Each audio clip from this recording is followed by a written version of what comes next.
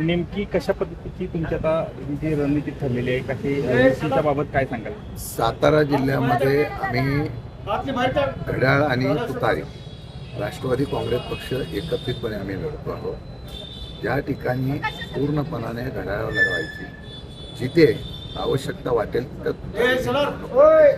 अशा प्रकारचा निर्णय झालेला आहे. बहुतेक ठिकाणी एकमताने आपण चांगल्या प्रकारच्या उमेदवार उभे केलेले आहेत आणि मला वाटतं की चांगल्या उमेदवारांनी चांगली लढत या सातारा जिल्ह्यामध्ये निश्चित पाहायला मिळेल. सातारा जिल्हा हा पवार साहेबांचा, चव्हाण साहेबांचा आणि एक पुरोगामी विचाराचा जिल्हा म्हणून परत एकदा या जिल्हा परिषद पंचायत समितीला दाखवून देण्याचा आम्ही सर्व एकत्रित करण्याचा प्रयत्न करू. तर महायुतीमधील शिवसेना पक्ष देखील याची एक बैठक राष्ट्रवादी काँग्रेस पार्टीच्या झाली होती. याबाबत देखील कशा पद्धतीचं आहे नियोजन?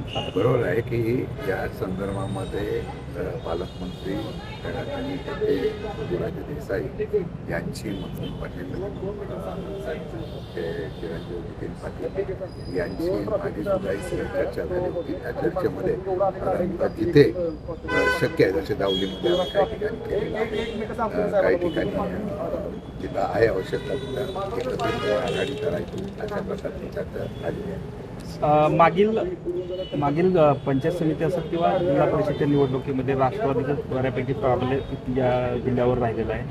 यावेळेचं कसं चित्र असेल, काय सांगाल यामध्ये? कारण बराचसा फरक जो आहे तो मागील काही वर्षातला पाहायला मिळतो. उमेदवार उत्साहाने फॉर्म भरायला येतात, जाताना धडपड एवढीच असते. कुठल्याही पक्षात असतो जे सत्तेमध्ये आहेत त्यांना निश्चित वाटतं, ज्या नाहीत ते लढण्यासाठी उभे राहतात. त्यांना एकच हे आहे की सध्याच्या लोकशाहीमध्ये निवडणुकीमध्ये आपण लढतोय हे त्यांच्या चेहऱ्यावरचं समाधान आहे. खरं म्हटलं तर निवडणुकीची प्रक्रिया ही एवढी बदललेली आहे, त्या प्रक्रियेमध्ये सुद्धा इतके मोठ्या प्रमाणात फॉर्म भरले जातात. म्हणजे लोकशाही जिवंत ठेवण्यासाठी काही उमेदवार काही पक्ष लढत आहेत. त्याचं उदाहरण साधारण पाहायला मिळत आहे. येणारी लढत ही जर सरळ मार्गाने झाली तर चित्र मागच्यासारखं सातारा जिल्ह्यात असेल. परंतु आता निवडणुकीच्या वेगवेगळ्या प्रकारच्या हातखंडे बघितल्यानंतर भविष्य काळामध्ये या निवडणुकीला समोर जात असताना एकत्रित विचार करून मताची विभागणी न होता कशा पद्धतीने निवडणुकीला समोर जायचं अशा प्रकारचा विचार करूनच आम्ही एकत्र आलेला आहे. चांगला निर्णय होईल अशी मला 100% अपेक्षा आहे. हे कोरेगाव विधानसभा मतदारसंघ सोडला तर बऱ्यापैकी सगळ्याच ठिकाणी स्वबळावर भाजप जे आहे ते निवडणूक याबाबत काय नाही, स्वबळावर कोरेगाव अपवाद असेल. मला वाटतं की आता येणाऱ्या ह्याच्यामध्ये बऱ्याच ठिकाणी महायुतीमध्ये सुद्धा विभाजन झालेलं आहे. सगळीकडे भाजपला वाटतं की स्वबळावर लढावं, बाकीची मंडळी सगळे एकत्र येऊन मग एकत्र लढण्याचा निर्णय घेत आहे. हे स्वागतार्ह आहे. मित्रपक्ष नावापुरता आणि गरजेपुरता वापरला जातो ही प्रथा भाजपची आहे. इथे सुद्धा पाहिलं. कोरेगावचे आमदार महेश शिंदे वारंवार तुमच्यावर टीका करतात. तुमचं राष्ट्रवादी फोडण्याचा प्रयत्न देखील त्यांच्याकडनं होते. तुमच्यावर देखील वारंवार व्यक्तिगत टीका केली जाते, त्यावर काय सांगा? लक्ष देतो. राज्याचा मी अध्यक्ष झालेलो आहे, त्यामुळे टीका ही होत असते. त्या टीकेलाच उत्तर दिलंच पाहिजे असं नाही. आपली संस्कृती आहे. काही गोष्टीकडं लक्ष द्यायचं, काही गोष्टीकडं दुर्लक्षपणा करायचा आहे. मला वाटतं की आपण विचाराने आणि सरळ मार्गाने काम करत राहायचं. लोकांना काय समजायचं ते लोक समजतात. साहेब, आज सुप्रीम कोर्टामध्ये राष्ट्रवादी आणि शिवसेना पक्ष चिन्हाबाबत सुनावणी होती आणि ती येत्या शुक्रवारी होणार आहे. त्याचं ही योग्य वेळी निर्णय होईल.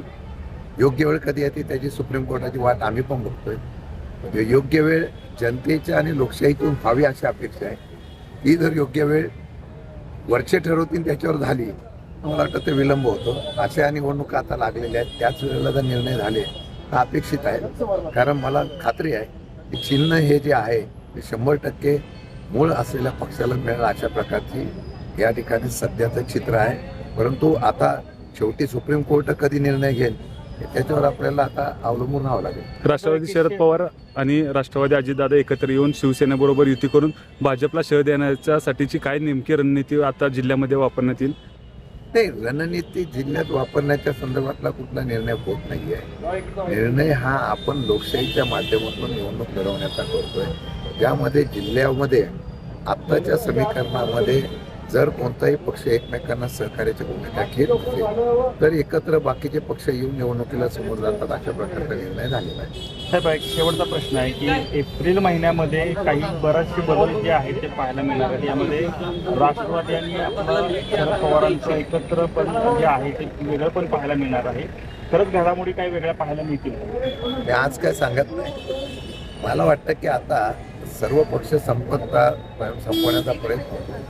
पक्ष टिकवण्याच्या संदर्भात प्रत्येक भूमिका करत असताना घडामोडी शेवटी सत्याच्या आता पण चांगल्या मुंबई महानगरपालिकेमध्ये अजून टेस्टर टॅक्टिंग चालू आहे. बघू पुढे काय होतं. साहेब राष्ट्रवादी दोन्ही राष्ट्रवादी तुम्ही एकत्र लढताय, पण तुतारी आणि घड्याळे. तर सातारा जिल्ह्यात तुम्ही घड्याळाला लढणार का तुतारीवर लढणार? बहुतेक ठिकाणी घड्याळ आहे आणि जिथं अपवाद आहे तिथं आम्ही कुठं